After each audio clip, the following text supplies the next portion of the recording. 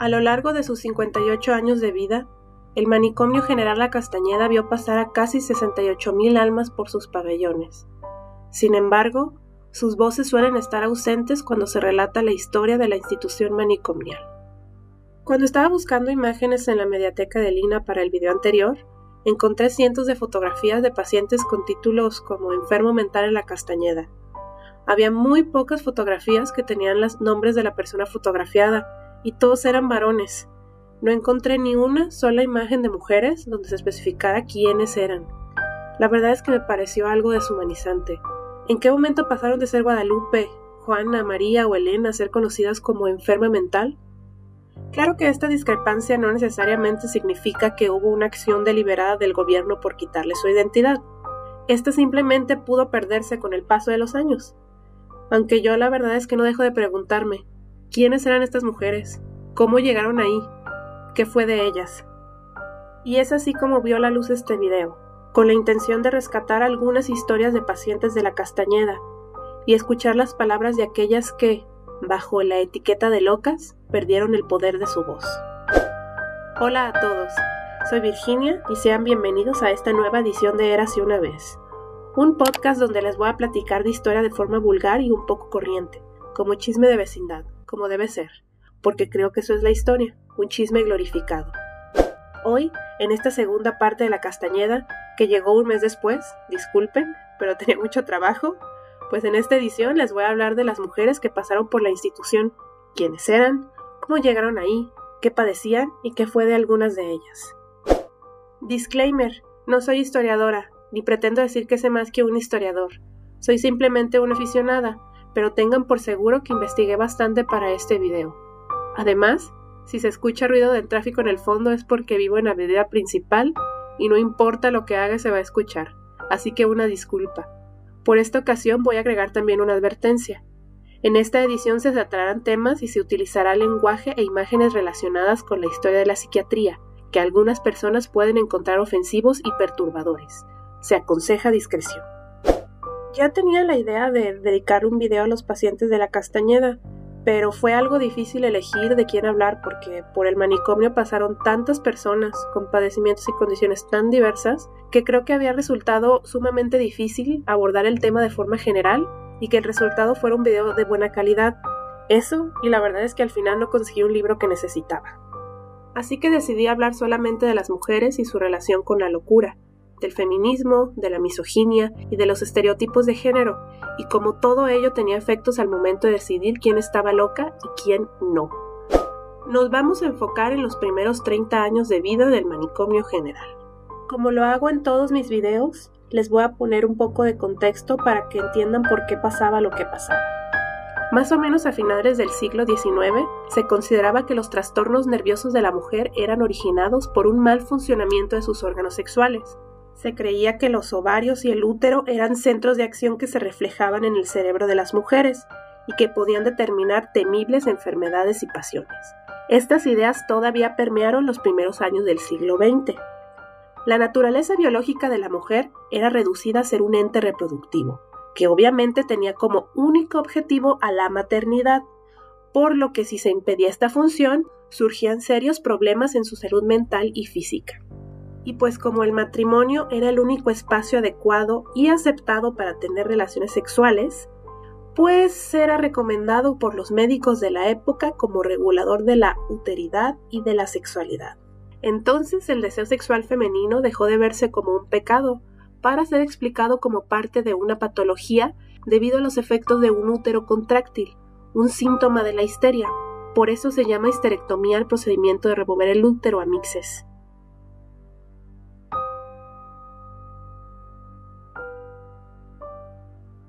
No puedo creer lo que acabo de decir, pero luego me acuerdo que en pleno siglo XXI hay vatos que creen que las mujeres menstruamos y orinamos por el mismo agujero. Si ya se van dando cuenta para dónde va la cosa, pues digamos que todas estas posturas que patologizaban a la sexualidad femenina y a los comportamientos de las mujeres que se salían del rol tradicional eran como una especie de respuesta al feminismo y un intento por controlar a las mujeres. De hecho, había planteamientos tan radicales que consideraban como seres desviados a las mujeres autónomas, instruidas y que trabajaban fuera del hogar. Todas estas ideas pendejas, además de ser sexistas, eran profundamente clasistas, pues condenaban a las mujeres pobres quienes tenían que trabajar para poder sobrevivir. Además, patologizaban a las prostitutas. Cualquier mujer que trabajaba fuera del hogar era una enferma, loca o degenerada. Las pacientes de la Castañeda eran mujeres que decían groserías, que les gustaba tomar, que tenían riños en lugares públicos, que eran sexuales, que tenían amantes o que eran malas madres, hijas o esposas. Si bien admitían a personas de todos los estratos sociales, la mayoría de las mujeres que ingresaban al manicomio general eran de bajos recursos y con condiciones de vida precarias. Ellas guardaban una cosa en común, que es lo que ya veníamos platicando. Tenían deseos, comportamientos y necesidades que iban en contra de la moral y de las buenas costumbres de la época, contrarias al modelo socialmente aceptado de la feminidad. Muchas de ellas abandonaron la vida en el campo y emigraron a la Ciudad de México en busca de una vida mejor, pero se encontraron con una ciudad que las excluía, que las explotaba y que las sumía en la miseria. Algunas eran trabajadoras del hogar, prostitutas, indigentes, limosneras, queridas o amas de casa, casi todas víctimas de violencia intrafamiliar y de abuso sexual. Los diagnósticos de enfermedad mental revelan las concepciones moralinas de la época acerca del papel de la mujer. Las mujeres pobres eran sucias y contagiosas, portadoras de enfermedades, mientras que las damas de clases acomodadas eran nerviosas y caprichosas debido a sus padecimientos nerviosos y uterinos. Aquí es donde entra un supuesto padecimiento llamado locura moral, y sí, era tan estúpido como suena. ¿Qué chingados es la locura moral? Pues según el médico inglés James Coles Pritchard, esta se presenta cuando el poder de autocontrol está perdido o severamente limitado. El individuo no puede razonar y habla con sagacidad y volatilidad. Se conduce sin decencia y propiedad. Bajo esta definición tan pedorra, cualquier mujer que no era ama de casa, que no era buena, que no era sumisa, que no obedecía a su esposo, pues todas ellas estaban locas. Este padecimiento era especialmente agudo en las prostitutas. Por eso había trabajadoras sexuales en el manicomio, amigos. Entre otras razones, claro. Por ejemplo, que ellas eran culpadas de la transmisión de la sífilis. Una mujer a la que llamaremos María ingresó a los 41 años a la Castañeda. Fue llevada por su esposo a causa de su carácter violento.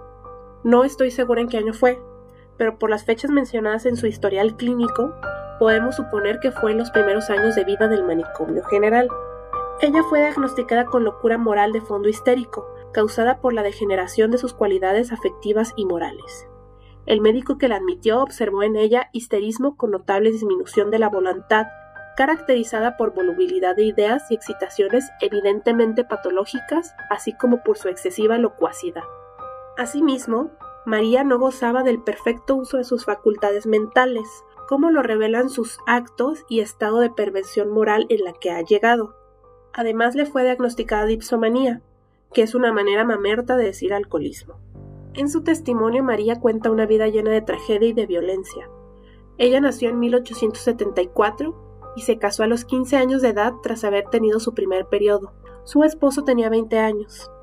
A partir de esa edad, según ella, se volvió nerviosa. Me pregunto por qué. Su vida matrimonial estuvo plagada de violencia. Con su esposo tuvo 10 hijos, de los que solo sobrevivieron 4, pues 4 murieron por complicaciones del embarazo y además tuvo 4 abortos, provocados por los golpes que recibía de su marido. Comenzó a beber aproximadamente a los 21 años, por prescripción médica y tras padecer fiebre puerperal, que es un proceso infeccioso que afecta a todo el organismo tras un parto o un aborto y al presentar un estado nervioso agudo. Además, en 1899, su esposo llevó a otra mujer a vivir a su casa, lo que evidentemente le causó bastantes problemas. En los siguientes 12 años, María estuvo entrando y saliendo de la quinta de Tlalpan y de la Canoa, luego de episodios en los que bebía en exceso. Ella decía que no tenía el hábito de beber, excepto cuando era abrumada por los nervios y las penas morales, pérdidas físicas y sobre todo el vicio del alma. Esta historia me da mucho coraje, porque la violencia doméstica que padecía y la infidelidad de su esposo fueron completamente ignoradas por el médico como posibles causas de todos sus problemas. Ella era la loca, ella era la histérica, y el marido, quien la hizo abortar a golpes 4 veces, nunca fue cuestionado. Yo pienso que el esposo quería deshacerse de ella, pues en su expediente médico venía anexo un certificado de juicio de divorcio que usó el testimonio médico como principal prueba en el peritaje para su fallo. En 1921, una mujer de la vida galante de 35 años de edad llamada Modesta ingresó a la Castañeda. Según los médicos, ella tenía la pretensión de hacerse pasar por una mujer educada. Estaba obsesionada con el sexo y tenía una disposición a hacer detalladas y desvergonzadas descripciones de orgías y de otras formas de hacer el delicioso. Ella era uno de los ejemplos más claros de locura moral según su médico, el Dr. Méndez. Pero Modesta cuenta otra versión. Ella era empleada de la compañía de teatro de Virginia Fábregas y fue enviada injustamente a la cárcel tras negar sus favores sexuales a un grupo de soldados. Fue en prisión donde la diagnosticaron con inestabilidad mental y la mandaron al manicomio. En un documento de 21 páginas que ella misma escribió a mano, culpó al contexto político contemporáneo de su condición y se quejó amargamente de la corrupción y del desorden que aquejaban a la Castañeda y a su nación. En sus escritos, Modesta se mostraba preocupada por un país en turbulencia. Criticaba fuertemente a los médicos, a los burócratas, a los anarquistas y a los inversionistas extranjeros. Se quejaba de las pésimas condiciones en las que se encontraba el manicomio y de la falta de privacidad. Incluso consiguió que 3 internas se sumaran a su causa. No lo sé, pero como que esto no suena a alguien que estuviera loca. Modesta estuvo 35 años en confinamiento. Otra mujer a quien llamaremos Guadalupe ingresó a la Castañeda a los 33 años. Fue diagnosticada con locura moral y excitación maníaca. Durante su evaluación, señaló que fue ingresada al manicomio para encerrarla y que ya no saliera a la calle. También acusó a un médico de abusar sexualmente de ella años antes. Hacia inicios de la década de 1930, ya habían desaparecido los diagnósticos de locura moral. Para poner contexto, en aquellos tiempos adquirían fuerza las voces que se pronunciaban con la prostitución, y se empezaba a considerar la sífilis como una epidemia nacional.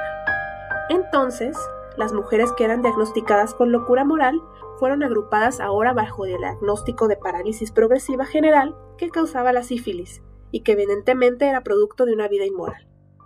Como vimos en el video anterior, ya en esa época, los médicos de la Castañeda mostraban una mayor disciplina al elaborar el historial médico de las y los pacientes. Ya consideraban un periodo de observación e identificación, ya registraban los antecedentes, describían la evolución de la enfermedad, la condición mental y física, hacían pruebas de laboratorio. Era ya todo más completo y estandarizado. Sin embargo, pese a los avances, la objetividad de los médicos era todavía nublada por su moral y por sus creencias, y para variar, los diagnósticos revelaban el profundo clasismo, machismo y misoginia de la sociedad mexicana, así como la normalización de la violencia de género. En 1930, Ángela, una mujer casada de 31 años, llegó al manicomio. Su historia familiar era deprimente y bastante común. Originaria de Hidalgo, era miembro de una familia grande de 14 hermanos, de los cuales solo 8 sobrevivieron. Creció sin padre y bajo los cuidados de una madre que sufría ataques epilépticos. A los 10 años, tras ser abusada sexualmente por su padrastro, emigró a la Ciudad de México para trabajar como tortillera. Pero más tarde, un primo de la ciudad la vendió e inició a trabajar como prostituta. Ella se embarazó, perdió a su bebé y después experimentó síntomas de las fases iniciales de la sífilis. Ángela se casó en una fecha no especificada, pero no pudo ser satisfecha por su esposo, pues él padecía impotencia, por lo que buscó contacto sexual con otros hombres. Ella describió al médico residente Francisco Elizarrarás numerosos episodios de acoso sexual y de violencia doméstica. Dijo explícitamente que había sido maltratada por su esposo. Pero todo ello fue considerado por el doctor como ideas delirantes exaltadas y determinó que presentaba una forma de ninfomanía. Además, ella había dado positivo a la sífilis. El diagnóstico fue parálisis progresiva general, por lo que Ángela fue trasladada al recién creado pabellón para pacientes neurosifilíticas, donde recibió tratamiento. 4 meses después, los psiquiatras tramitaron su alta, y como era protocolo, mandaron cartas a varios destinatarios para que la fueran a recoger. Se dieron cuenta que ningún pariente, amigo o marido la esperaba fuera del manicomio, porque todas las direcciones eran desconocidas. En junio de 1930, el mismo médico Elizarrarás examinó a Olga, una mujer de 23 años de edad originaria de Sinaloa y que fue derivada por la policía. Ella se escapó de su casa desde una temprana edad debido a las retorcidas intenciones de su padre, eufemismo para decir que la violó. Terminó viviendo con un hombre casado, quien la abandonó después de un tiempo. Trabajó como prostituta y mesera en diferentes ciudades del país. Eventualmente llegó a la capital en 1928, donde se convirtió en alcohólica y consumidora de cocaína. Años después, tras beber una preparación envenenada, experimentó alucinaciones que continuaron presentándose durante su confinamiento. Al igual que Ángela, dio positivo a la prueba de sífilis y presentaba una parálisis progresiva muy avanzada. Murió 7 años después. En su acta de defunción se incluyó la palabra desconocido, donde debieron aparecer los nombres de sus familiares o amigos. Al leer estas historias, creo que es difícil distinguir entre las mujeres que sí debían estar internadas en el manicomio y las que no. En la mayoría de los casos, los diagnósticos estaban llenos de juicios de los médicos que determinaban si su comportamiento estaba bien o estaba mal, si era moral o inmoral, y por ende, si estaba loca o no. También se ignoraba dolorosamente la realidad social de las pacientes. Les exigían sumisión, dedicación al hogar, amor y cuidados a mujeres que habían tenido que enfrentar una vida llena de carencias y de violencia desde su niñez, quienes desde muy jóvenes habían salido de los confines del hogar para ganarse la vida, quienes habían experimentado una y otra vez maltratos y vejaciones por parte de sus hermanos, de sus esposos, de sus padres, de sus demás parientes y de sus patrones. Mujeres que a veces eran el único sustento de sus hijos al ser madres solteras. Eran mujeres que trabajaban como domésticas o terminaban como mendigas o prostitutas cuando no les quedaba otra cosa más que vender su cuerpo para poder sobrevivir. A esas mujeres se les pedía delicadeza y docilidad. Si ellas eran violentas, agresivas, groseras o bebedoras, era una simple respuesta a sus condiciones de vida, a su vulnerabilidad y a su indefensión. También tenemos a pacientes de clases acomodadas o de buenas familias que fueron recluidas al pasar por la rebeldía típica de la adolescencia o por comportarse de maneras inmorales mientras experimentaban su proceso de maduración sexual. Es más, había internas que según esto habían desarrollado manía o nerviosismo por leer o trabajar mucho. La neta es una mamada esto, güey. Aunque sí hay casos de mujeres que se pudiera decir que sí tenían razones legítimas para estar internadas en el manicomio, como aquellas que padecían esquizofrenia, demencia o tenían una sífilis muy avanzada, muchas de ellas llegaban a este estado al ser víctimas de violencia sistémica de género, ya sea a través de literalmente ser violentadas, porque su salud mental fue jodida por los estereotipos y la presión social. Decir que nuestro país no ha cambiado desde los tiempos de la Castañeda sería algo muy tonto. Claro que ha cambiado, pero la violencia contra las mujeres persiste y tiene muchas formas, desde comentarios o bromas hirientes que parecieran inofensivas, pero que no lo son, hasta el feminicidio, que es la forma más extrema de violencia. Hay que ser claros. México es un país machista y patriarcal que es terriblemente violento con las mujeres. Esta afirmación puede que les moleste a algunos, pero no deja de ser verdad. De hecho, de acuerdo con el INEGI, 7 de cada 10 mujeres mayores de 15 años han experimentado algún tipo de violencia o abuso alguna vez en su vida. 7 de cada 10. Y con esto concluyo el video. Fue un tema algo denso y pesado, diría yo. Espero que los deje reflexionando y que se cuestionen muchas cosas en su vida. Aprender de historia nos ayuda a entender quiénes somos, por qué somos, cómo llegamos aquí y hacia dónde vamos. Si les gustó el video, denle me gusta y compártanlo en sus redes. Dejen sus comentarios, sus mentadas de madre y demás en la parte de abajo. Si tienen curiosidad, en la descripción pueden encontrar todas mis fuentes. Si quieren ver más contenido, suscríbanse y denle clic a la campana para recibir notificaciones.